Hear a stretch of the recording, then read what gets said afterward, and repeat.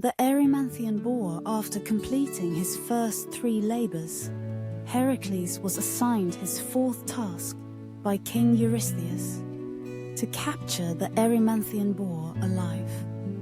This boar was a fearsome creature that lived on Mount Erymanthos, a snow-capped mountain in the region of Arcadia. The beast was known for its immense size, savage temper, and deadly tusks, which it used to terrorize the surrounding villages and countryside, destroying crops and attacking anyone who dared come near. As Heracles set out on his journey to find the boar, he decided to visit an old friend, the centaur Pholus, who lived nearby. Pholus was a wise and kind centaur, different from many of his kind who were known for their wild and unruly behavior. Heracles and Pholus shared a meal together, and Heracles asked for wine. Pholus was hesitant to open a jar of wine that was communal property, belonging to all the centaurs, but Heracles persuaded him. As soon as the jar was opened, the strong aroma of the wine attracted the other centaurs, who became furious. A battle ensued, with Heracles defending himself against the attacking centaurs. Using his bow and arrows, dipped in the poisonous blood of the Hydra, he managed to drive them away. Unfortunately, during the chaos, Pholus accidentally dropped one of Heracles' poisoned arrows on his foot and died from the wound. Heracles mourned the loss of his friend but knew he had to continue with his task. Leaving the tragedy behind, Heracles climbed Mount Erymanthos in search of the boar. He pursued the creature through the thick forests and treacherous slopes, determined to capture it alive. The boar, sensing danger, fled into the snow-covered peaks. But Heracles was relentless. As winter set in and the snow deepened, Heracles used the harsh conditions to his advantage. He chased the boar through the snowdrifts, driving it toward the top of the mountain. The deep snow slowed the boar down, and as it became exhausted, Heracles closed in. With a mighty leap, he threw himself upon the beast, using his great strength to wrestle it into submission. Once he had subdued the boar, Heracles bound it with chains and hoisted it onto his shoulders. He then carried the enormous creature all the way back to Mycenae, where King Eurystheus awaited his return.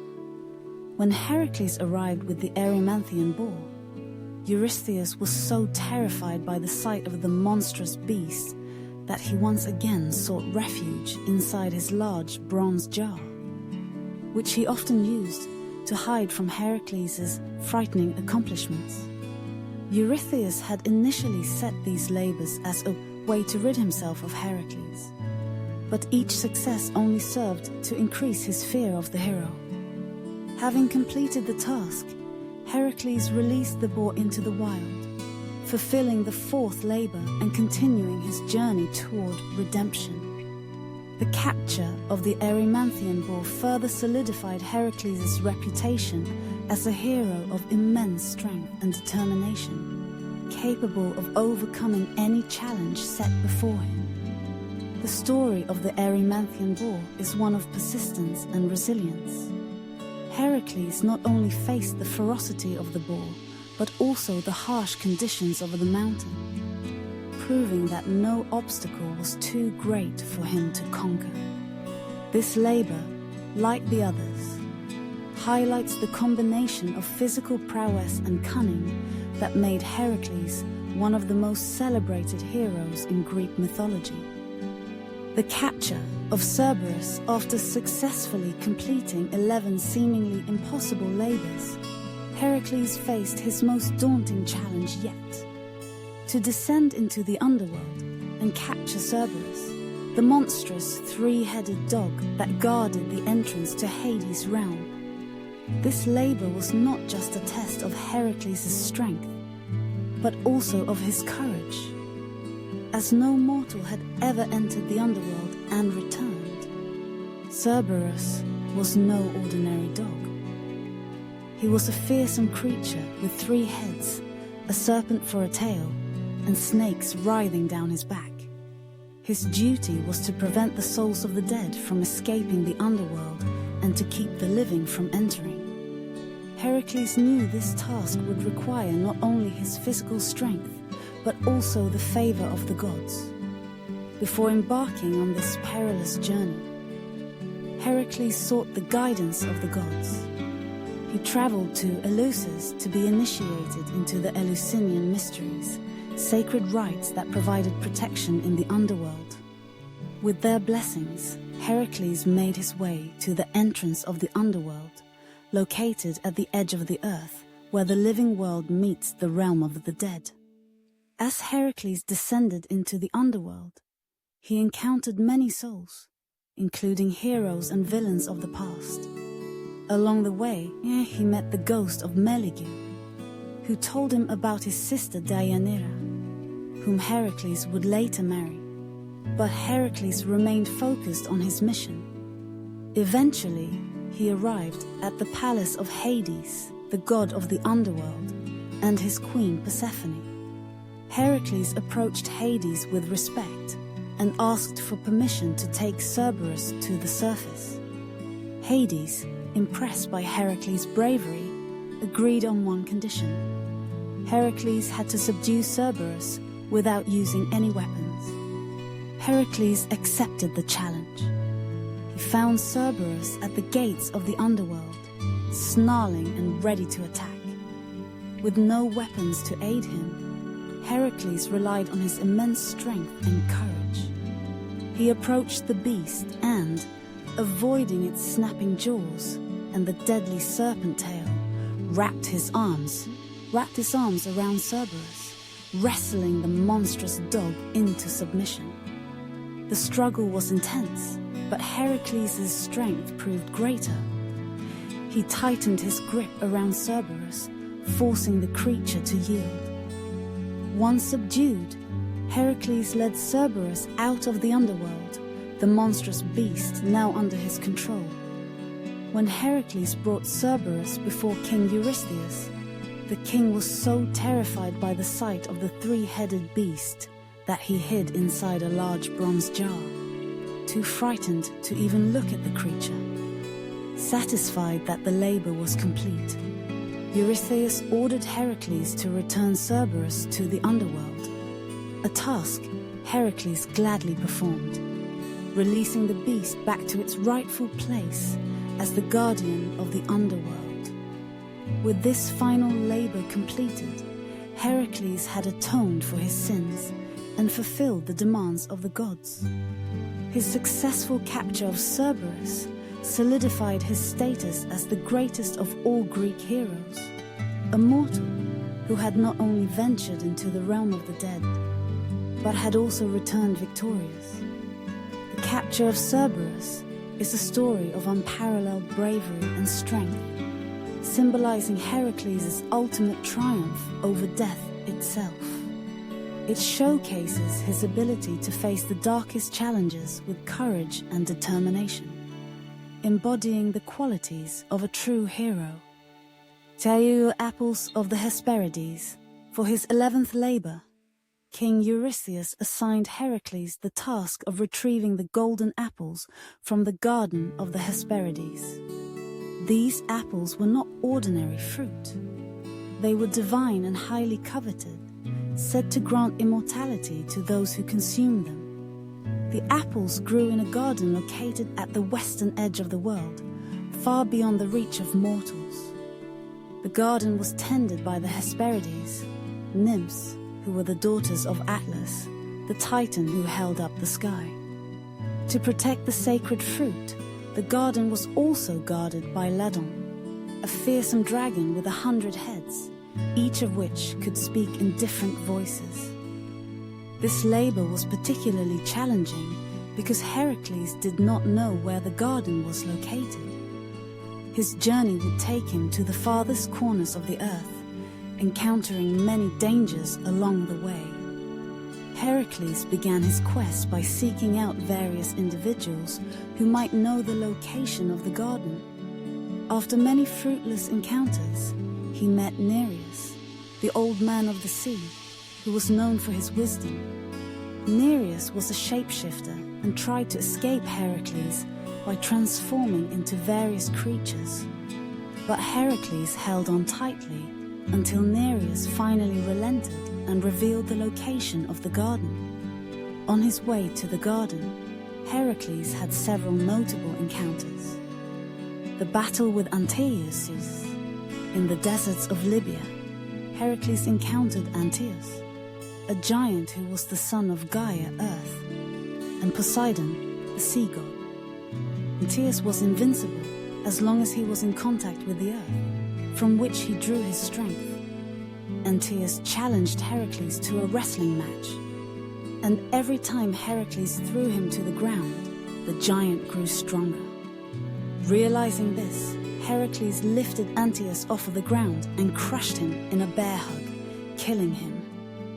The rescue of Prometheus. As Heracles continued his journey, he came across Prometheus, the titan who had been punished by Zeus for giving fire to mankind. Prometheus was chained to a rock, and every day an eagle would come to eat his liver, which would regenerate overnight.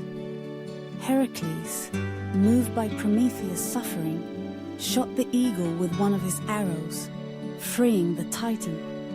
In gratitude, Prometheus advised Heracles to seek help from Atlas as the titan who held up the sky. In obtaining the golden apples. Finally, Heracles reached the garden of the Hesperides.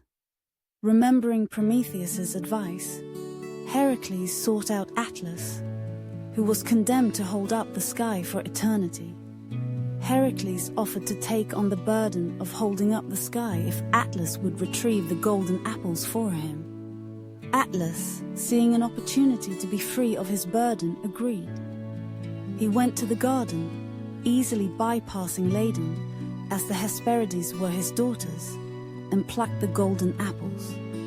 When Atlas returned holding the apples, he told Heracles that he would deliver the apples to Eurystheus himself, suggesting that he would not take back the burden of the sky. Heracles, however, was clever. He pretended to agree, but asked Atlas to hold the sky for just a moment, while he adjusted his cloak to cushion the weight. Atlas, not suspecting anything, took back the sky. As soon as Atlas was in place, Heracles took the apples and left, leaving Atlas once again holding the heavens. Heracles returned to Mycenae with the golden apples, completing his 11th labor. However, the apples belonged to the gods, so after showing them to Eurystheus, Heracles had to return them to Athena, who then placed them back in the garden of the Hesperides. The tale of the apples of the Hesperides showcases Heracles' resourcefulness and intelligence, in addition to his physical strength. It is a story of cunning and wit, where Heracles not only faces formidable challenges, but also outsmarts a titan to achieve his goal. This labor is a testament to the hero's adaptability and perseverance in the face of seemingly impossible tasks. The belt of Hippolyta. For his 9th labor, Heracles was tasked by King Eurystheus to retrieve the belt of Hippolyta, the queen of the Amazons. This was no ordinary belt. It was a magical girdle given to Hippolyta by Ares, the god of war, as a symbol of her authority and prowess in battle. The belt was highly prized, and Eurystheus wanted it as a gift for his daughter, Admete. The Amazons were a fierce tribe of warrior women, known for their skill in combat and their independence from men. They lived in a remote part of the world, often said to be near the Black Sea. Hippolyta was their queen, renowned for her strength and leadership. The task seemed daunting, but Heracles set out on his journey. accompanied by a group of warriors, including his close friend Theseus, the king of Athens. When Heracles and his companions arrived at the land of the Amazons, they were met by Hippolyta herself. Unlike many of the other labors, which involved immediate conflict, this one began with diplomacy. Hippolyta, impressed by Heracles' reputation and perhaps intrigued by his presence, greeted him kindly and asked the reason for his visit. Heracles explained his mission and requested the belt. To his surprise, Hippolyta agreed to give it to him. She admired Heracles and saw no harm in granting his request. It seemed that this labor would be completed peacefully. However, Hera, the queen of the gods and ever the enemy of Heracles, was not about to let him succeed so easily. Disguised as an Amazon warrior, Hera spread rumors among the Amazons that Heracles had come to abduct their queen. The Amazons, fiercely protective of Hippolyta, believed the rumor and armed themselves for battle, thinking Heracles had betrayed their trust. Seeing the Amazon approaching in full battle gear, Heracles feared a trap. Believing that Hippolyta had turned against him, he acted quickly. In the ensuing conflict, Heracles fought bravely against the Amazons, who were some of the most skilled warriors in the world. In the chaos of battle, Heracles killed Hippolyta and took the belt from her lifeless body. With the belt in his possession, Heracles and his companions fought their way back to their ship, repelling the Amazons who pursued them. Despite the tragic turn of events, Heracles completed the labor and returned to Mycenae with the belt. When he presented the belt to Eurystheus, the king was pleased, and another of Heracles' labors was successfully completed. However, this labor is remembered not only for its physical challenge, but also for the unfortunate misunderstanding that led to the death of a noble and honorable queen. The story of the belt of Hippolyta is a complex tale that combines diplomacy, betrayal, and the tragedy of war. It illustrates the difficulties Heracles faced, not just in terms of physical challenges, but also in navigating the complexities of human interaction, where even good intentions can lead to unintended consequences. This labor reflects the often harsh and unpredictable nature of the world Heracles inhabited, where even heroes could not always avoid tragic outcomes. The Cretan bull, for his seventh labor, King Eurystheus commanded Heracles to capture the Cretan bull, a magnificent and terrifying beast that was wreaking havoc on the island of Crete. This labor would take Heracles across the sea to confront a creature that was both powerful and symbolic of the gods' influence over mortals.